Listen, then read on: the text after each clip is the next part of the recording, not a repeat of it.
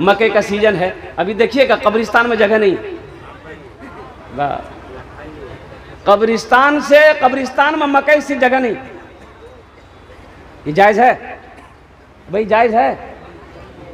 आप मरोगे आप भी वहीं जाएंगे, हम मरेंगे हम भी वहीं जाएंगे। क्या आपके ऊपर में गाड़ी चलाया जाए, आपके ऊपर में ट्रैक्टर चलाया जाए, आपके ऊपर में थ्रेसर चलाया जाए, आपके ऊपर में मकई बोया जाए? अल्लाह अकबर कबीरा। आपकी रूह को कितनी तकलीफ हो। अमल नहीं है, उलमा बयान तो करते हैं। क्या होग नहीं बोले दो ये सब नया नया मौलवी बनी गई। हम आदमी बहुत पहले से कब्रिस्तान हम सब कुछ करते हैं। एक आदमी जलसा में पीछे से आया, उसका नाम था इस्लाम। हजरत तकरीर कर रहे थे, वो जुमला आ गया कि इस्लाम कितना पीछे है। वो बोली हो तो मोल से हमारा किरण जाने की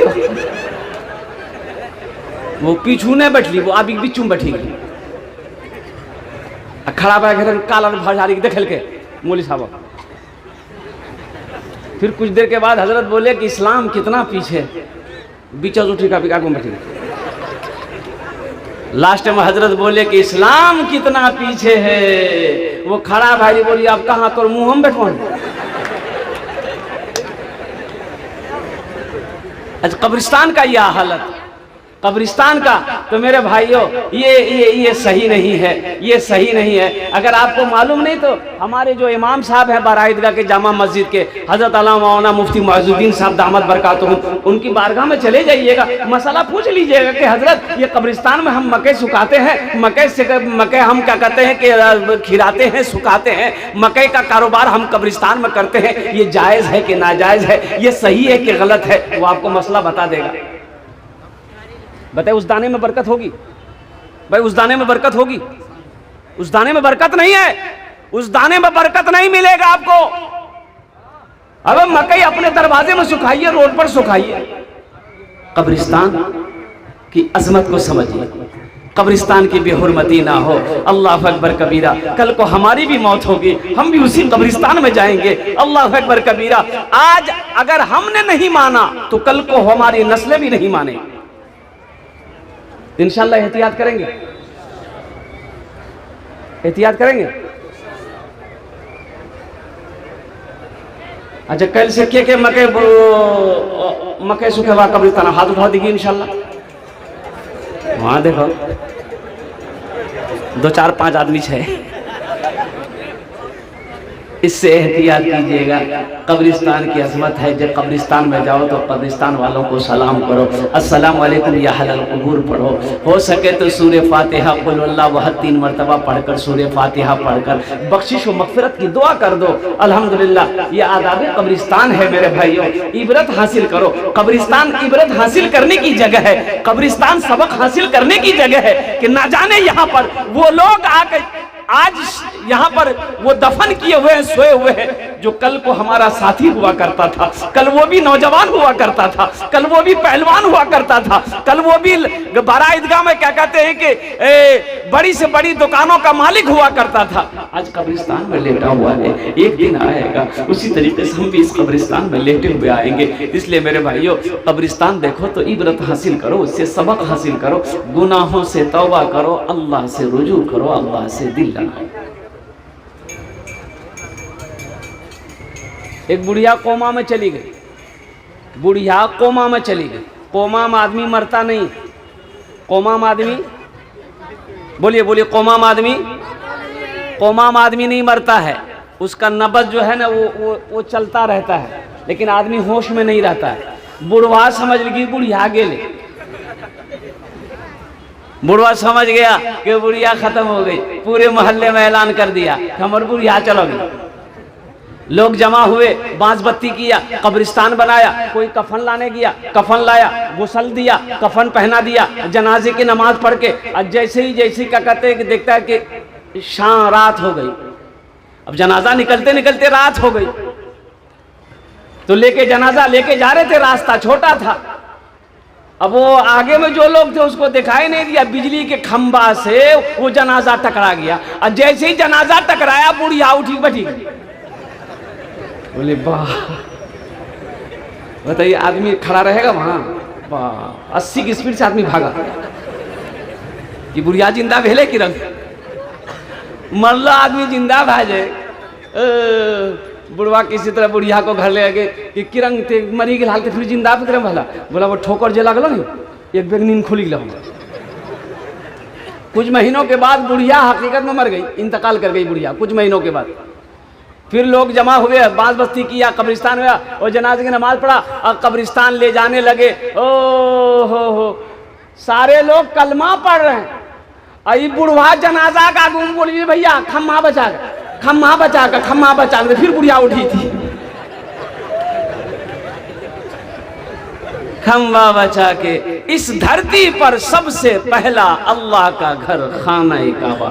हजरत आदम अलैहिस्सलाम जन्नत से तशरीफ लाए, अल्लाह ने हुक्म दिया मेरा आदम मेरा घर बनाओ। ओहो हजरत आदम अलैहिस्सलाम। अच्छा देखिए, जन्नत से जन्नती पत्थर भी आया था, वो पत्थर अब भी मौजूद है।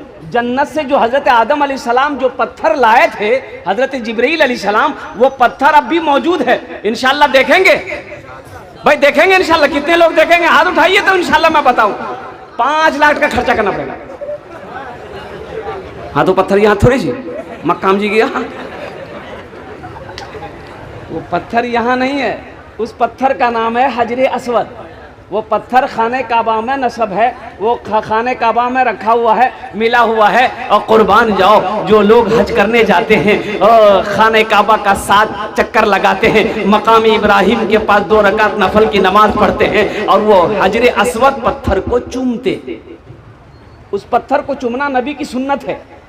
अल्लाह के रसूल सल्लल्लाहु अलैहि वसल्लम ने जब बौसा दिया तो उस पत्थर को चूमा था, तो आपने इरशाद फरमाया था, ए पत्थर तुम्हें मैं इसलिए चूम रहा हूं कि तू जन्नत से आया। सुभान अल्लाह बोले तो माशाअल्लाह। और हजरत उमर फारूक रदी अल्लाह ताला अन्हु जब उस पत्थर को चूमने लगे तो आपने फरमाया कि पत्थर तू सिर्फ एक पत्थर है, ना नफा पहुंचा सकता है ना नुकसान पहुंचा सकता है। मैं तुम्हें इसलिए चूम रहा हूं कि मेरे नबी ने तुम्हें चूमा है। सुभान अल्लाह बोले तो माशाअल्लाह। मेरे नबी ने तुम्हें चूमा है, इसलिए मैं तुम्हें चूम रहा हूं। तो इसलिए मेरे भाइयों, मेरे नौजवानों, अल्लाह ने जिसको दौलत दिया है, अल्लाह ने जिसको माल दिया है, अल्लाह ने जिसको साहिब निसाब बनाया है, अगर हज फर्ज है तो पहली फुर्सत में हज करूंगा। देखिए, हज जो है जिस तरीके से 5 वक्त की नमाज फर्ज है, जिस तरीके से 5 वक्त की नमाज फर्ज है, रमज़ान का रोज़ा फर्ज है, उसी तरीके से जिसके ऊपर में अल्लाह ने जिसको दौलत दिया है, अल्लाह ने जिसको माल दिया है, उसके ऊपर में ज़िंदगी में, लाइफ में, पूरी ज़िंदगी में एक मरतबा खाने काबा का तवाफ़ करना, रोज़े अनवर की ज़ियारत करना, हज करना फ़र्ज है। अच्छा, मेरे पास दौलत थी, मेरे पास माल था, हम करोड़पति थे, हज नहीं किए। क्यों नहीं किए? सिर्फ इस वजह से हज नहीं किए कि 5 लाख रुपए 4 लाख रुपए खर्च हो जाएगा, हम हज नहीं करेंगे। बखीली की वजह से, कंजूसी की वजह से हम हज नहीं किए और मर गए। तो क्या मुसलमान होकर मरे? भाई मुसलमान होकर मरे? बोलिए बोलिए ना। अल्लाह के रसूल सल्लल्लाहु अलैहि वसल्लम इरशाद फरमाते हैं कि वो मुसलमान की मौत नहीं मरा, वो मुसलमान होकर नहीं मरा, वो या तो नसरानी होकर मरा है या यहूदी होकर मरा है। इसलिए मेरे भाइयों, अल्लाह अगर दौलत दिया है, अल्लाह ने अगर माल दिया है, अल्लाह ने अगर पैसा दिया है, तो पहली फुर्सत में इस फर्ज को अदा करना। लेकिन जिसके ऊपर में हज फर्ज नहीं है, इरादा रखो। इरादा करने में क्या है भाई? भाई इरादा तो कर सकते, मान के हम गरीब हैं, इरादा तो कर सकते हैं।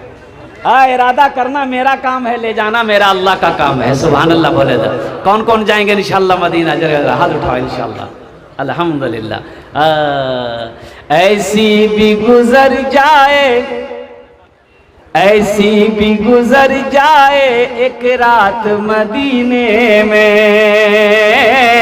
एक रात मदीने में, ऐसी भी गुजर जाए एक रात मदीने में, हम हो मेरे आका हो एक साथ मदीने में, हम हो मेरे आका हो एक साथ मदीने में।